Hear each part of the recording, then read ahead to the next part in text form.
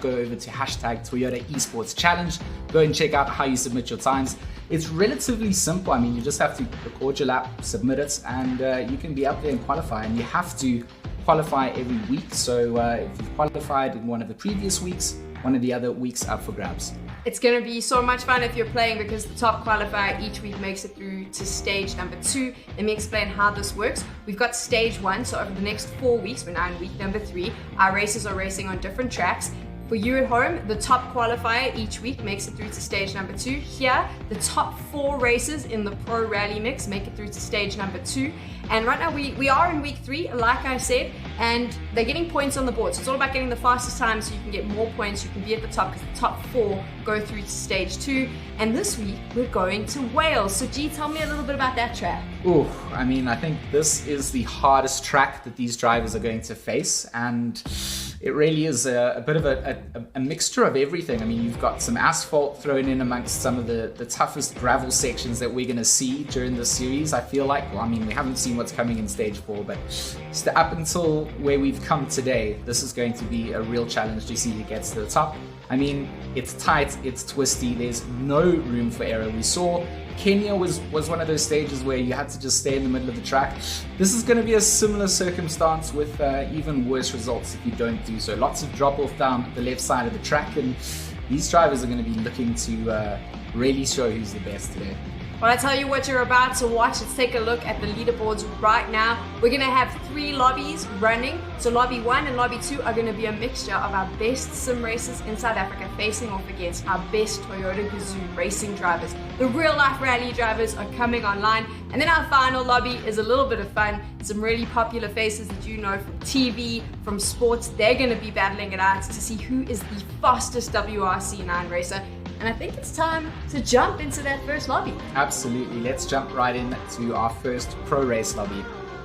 Jumping into the first lobby, our rally drivers, Janelle de Villiers and Michael van Rooyen. Of course, Michael coming off that victory from the past weekend in round 1 of the 2020 GTC Championship. So he'll be feeling pretty confident. Absolutely. Bringing in the good heat, and he's going to need it up against the eSports drivers. I'm going to always represent them. I've come from that side of life, and I like to see what they're going to bring. So Alaric Ensign and Bruno Kadili facing up for the first time here. They've not faced up in one of these stages, so keen to see what they bring, Sam. This is going to be exciting. Alti, Alaric, as you mentioned at the top, they were about to begin. 3, 2, 1, let's race. Let's see how this goes. We're taking a look at Janelle first. You can see there at the bottom, that little green box moves from driver to driver. Alaric, of course, fighting for those top 2 positions. Yeah, I mean, Alaric getting a really nice whole shot lead there and getting himself nicely up the field on board with Michael now. He's struggling, and already an early turnover, and that's going to cost him time-wise as he gets himself back on track. Alaric, though, doing exactly what he needs to do, and these are those sections that we talked about with that severe drop-off on the left side, and Alaric here just trying to keep the car on track. Bruno doing the same thing, but at the same time, Sam, just look at how they're flying through these sections too. I mean, it is such a dangerous and tricky section that it is that risk versus reward that they're trying to get out. And I mean, you total your car and that's your time gone, but at the same time you can't let the driver in front of you get away. And Alaric having such a great stage start so far. You mentioned that now Alaric's coming into the place that I find really difficult on this track. He needs to slow right down because you now move into that much tighter turning situation. You've got the spectators there. Now you really have to slow down because these are tight turns, wet ground as well, very muddy. You don't want to mess up here. Yeah, this feels like a little bit of a WRX stage built into the middle of this WRC stage. And like you said, so tricky to get the car around and struggling for grip. You're going to come out with dirt on your tires and trying to just get the maximum out of here. Michael doing a good job at getting around, made use of the barrier to get himself back on track. And sometimes they can catch you off guard, sometimes they can boost you. And Alaric here, he's just looking so good. Back to Michael though, and he's now out of that tricky section and back up the mountain in the forest they go. This is quite nice that when you're on this mountain, you can open up a bit and you can see Alaric's just moved onto the tar as well. The moment your wheels hit the tar, I find that a little bit difficult because it throws you off, but it does allow you to open up again and pick up some speed, move ahead if you can. You can see on the left there that Alti's doing just that little blue mark. That is him just opening up the car as he goes. I mean, this is such a tricky phase of the race, you suddenly get a little hint of grip, and then you're back onto the gravel once again. And like I said, Wales really throwing a mixture of everything into the rally stage. And as you can see just how narrow the logs are that Janelle is navigating here, back through the hairpin, looking nice and clean on his handbrake exits too. Alaric, again, picking up some of that fast asphalt again. You can just see how you can throw these WRC cars round and grab back onto the surface.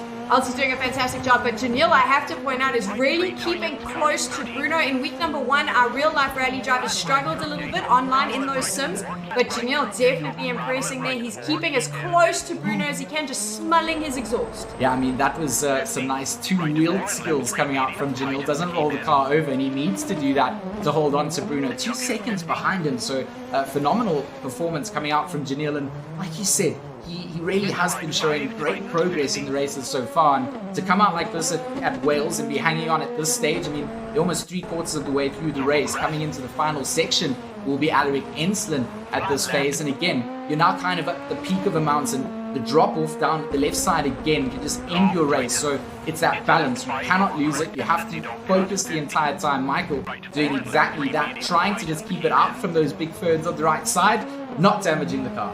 I cannot believe Alaric is so far ahead. Look at that time difference. He is flying every week. He just seems to get faster and faster and faster. I mean, it is like that. You know, these guys grind the times. The eSports drivers are really putting in time and effort to try and get to the tops, and not just in these races, but in the leaderboards. And Alaric will cross the line, so he'll secure a good victory. Looks like Bruno here, 3 seconds now ahead of Janelle. Janelle needs to try and find some time. Bruno has to just hold on, make sure that he can get to the line. 22 seconds remain on the clock for these drivers to finish. This is the thing now, they need to put pedal to the metal, they need to get going. Bruno is definitely going to finish, he's going to get through there. Are we going to see our pro rally drivers do it though? We know week number 1 they struggled. As I say that, Michael, no! Michael on his roof, that's going to be a no finish for him. Yeah, so Janelle de Villiers will cross the line, and just on the back end of Bruno there. So just a phenomenal performance coming out from both Alaric and Bruno, but Janelle really complimenting, or I'm going to just compliment how well he did to hold on there. Janelle drove like a superstar. Michael obviously had his big victory in real life, maybe didn't have enough time to get behind the sim. I don't think he's going to be too worried about it. It's all just fun at the end of the day, but Janelle's going to definitely be very happy with that.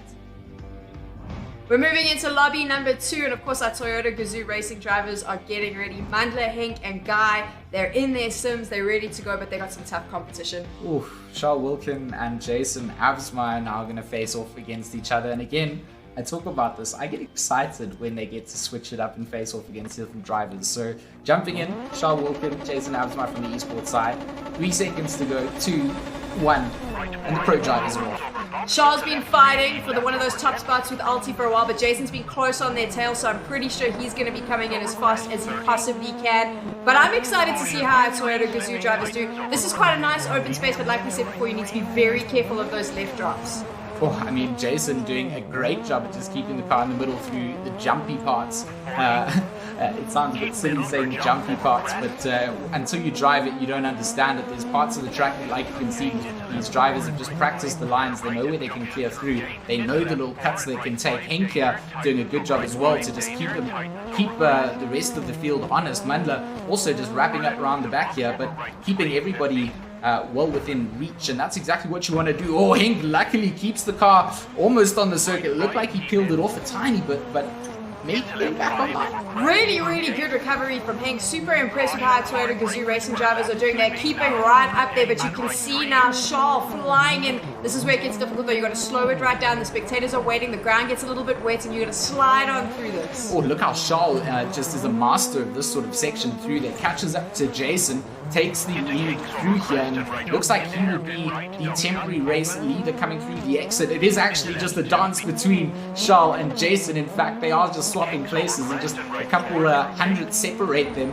Guy, he's chasing down Jason, trying to keep him in reach, 9 seconds behind on the field. So he really has to keep them within reach as they come through. Only the second sector here. Charles and Jason are absolutely murdering this stage. They are so close to each other as we move into that third section, but I have to point out, now you can see this is that open space, and you can slowly watch as these drivers start finding that space on the tarmac, opening up the gap a little bit. I say that though, Jason and Charles are neck and neck. It is so close between the two. I'm sitting in absolute disbelief at the sheer pace that these two are bringing to the table right now. And I mean, we talked about how narrow and tricky Wales is. They're making it not look that way at all. And Charles, once again, just switching places with Jason every single turn that they come through. And of course, they've got different setups on their cars. They've tuned them differently. So they might be better at some of the faster sections, or, you know, better through the handling, get the acceleration down with a better gear ratio. So it's really cool to see these two really dicing it out. And I haven't seen Charles and Jason fight it out on a rally circuit. And I haven't seen Guy and Mandler doing such a good job together either. And it looks like Mandler's actually peeled off ahead of Henk there, who's, I mean, I don't know if it's penalties that he's got up there, but he's lost a lot of time, and it looks like he's also struggling to keep the car on track. Damage-wise, seems to be okay, so something's not quite right with Henk's setup at the moment. I think that he just needs to get a feel for it. He is falling a bit, but it is a difficult track, like you said, how you set up the car really, and your sim rig works out there. But I want to pull you back to the Jason Charles battle at the top. It's just going, it's constantly changing who is going to take it. The rally drivers are doing well, but the real fight is up at the top there. It is at the top. They're coming into the final sector. Jason is ahead of Charles here. It's only 6/10 between them. You can just see in every single shot, you can see that yellow ghost of Charles' car when we are switched from Jason's POV. And of course, Charles will be trying to chase down onto Jason. Doesn't have his ghosts on in his POV, but it's that helicam that really separates them. Just look how close they are, coming right up to the line. Is it going to? Jason is ahead here of Charles Wilkin. Jason possibly going to take a win here. He crosses the line, I think, waiting for final times. I think that Jason's taken that over. You can over see Charles. his face. Jason has definitely done it. I do believe that this is it.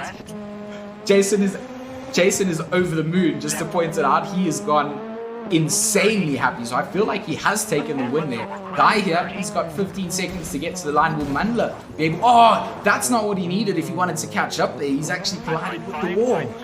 You can see Jason's face. He knows what he's done, and I can confirm it. He is faster than Alaric Enslin in lobby number 1. This is going to mean that he sits on the top as the race finishes with a nice little roll. Mandler and Henk, unfortunately, do not finish. Guy's going to be happy, though, but the real story here is Jason. That was incredible. I'm a little bit lost for words, because for me that was just an incredible performance coming out. To race against Charles Wilkin, I know how fast he is. I know the time that Jason's been putting in. This is big stuff. And like you said, taking the victory over Alaric's time, who won the first pro stage, that's an overall victory there for the White Rabbit boys. So I know it's just a stage, but I'm hyped. We need to pull up that leaderboard now. You need to take a look at this. The battle has been between Charles and Alaric in week 1, week 2. Jason and Bruno just sitting in that 3rd and 4th spot. This is the big one for Jason. That victory, he knew. You saw his face.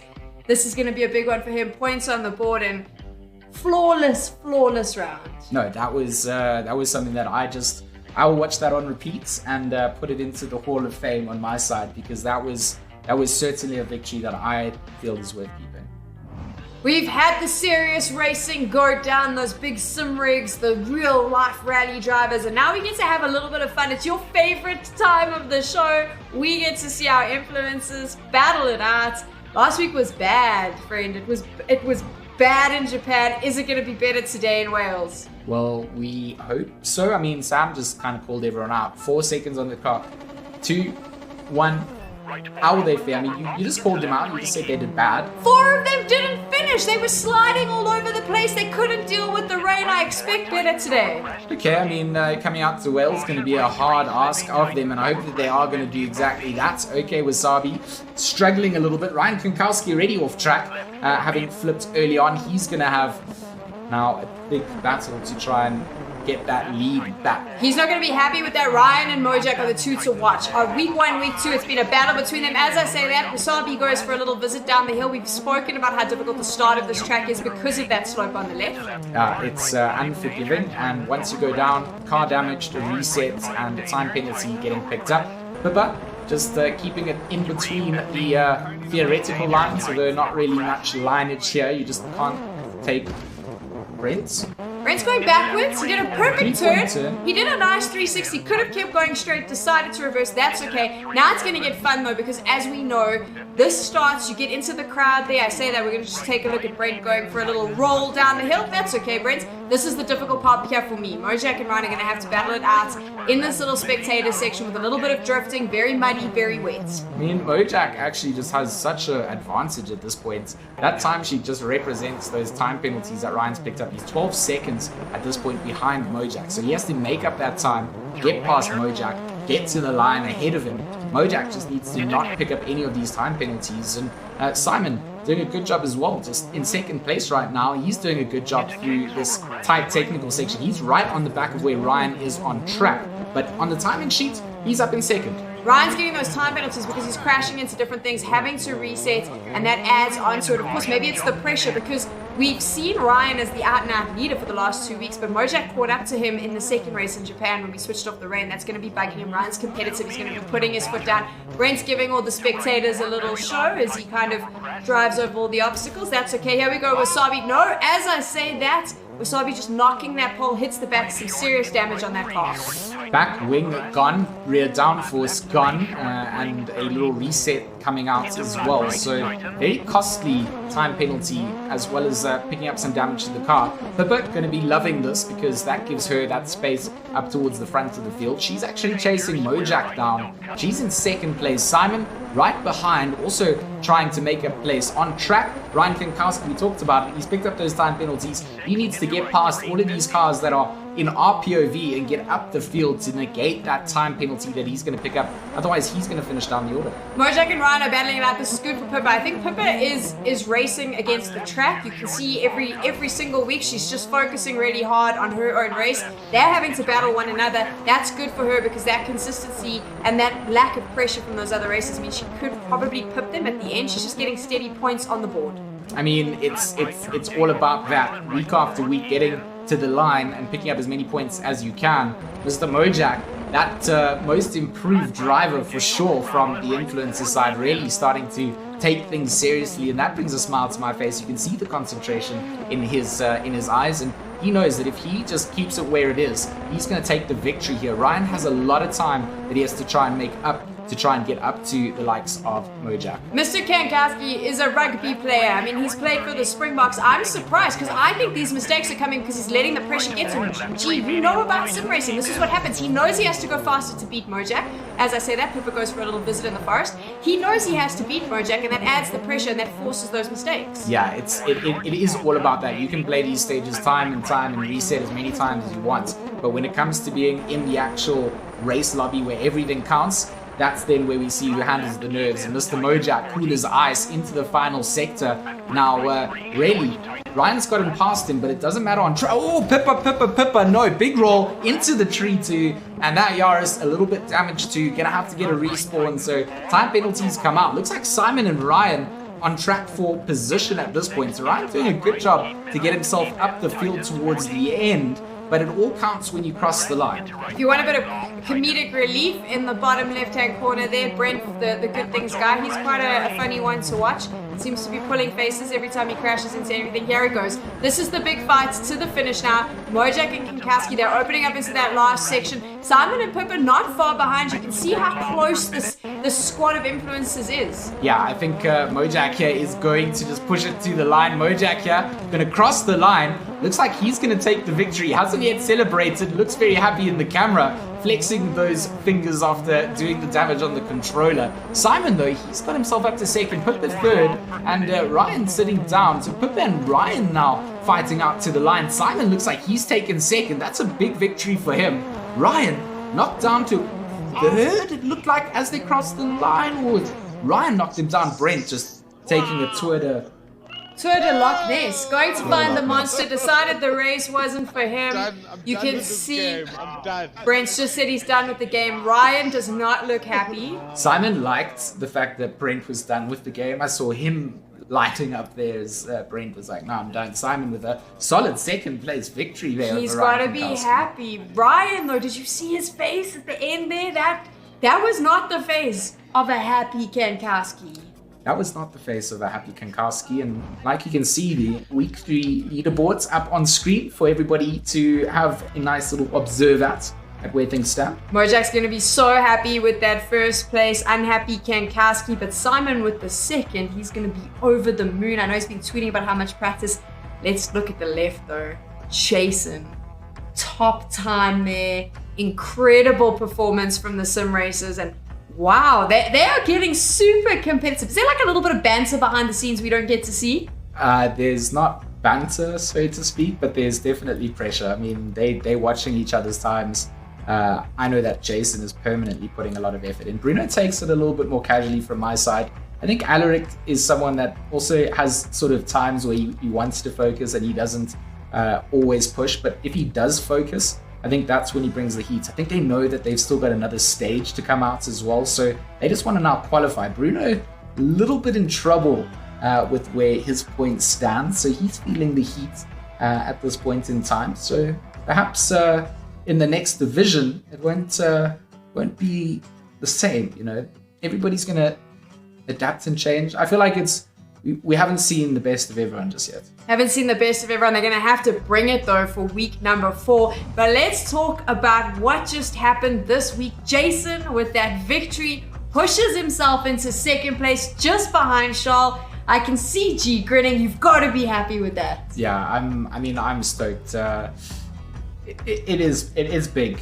You know, from where our team just has some fun playing in you know, a completely different sim. I know the real life drivers also come over and you know, have a big adaptation to try and face. But yeah, for us and White Rabbit Gaming, my team, I'm super proud of Jason. So Jay, big moves. I'm over the moon. I'm a bit of a fanboy at this point.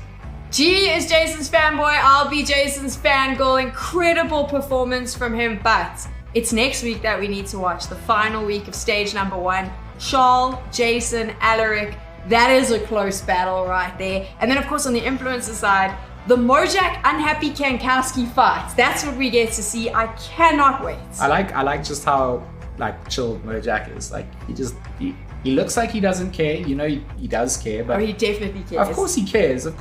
But he gives the impression that he's just like, yeah, I'll show up. I'll do what I need to do. And Ryan, with his competitive nature, you can see when he's frustrated and you can see when he's happy.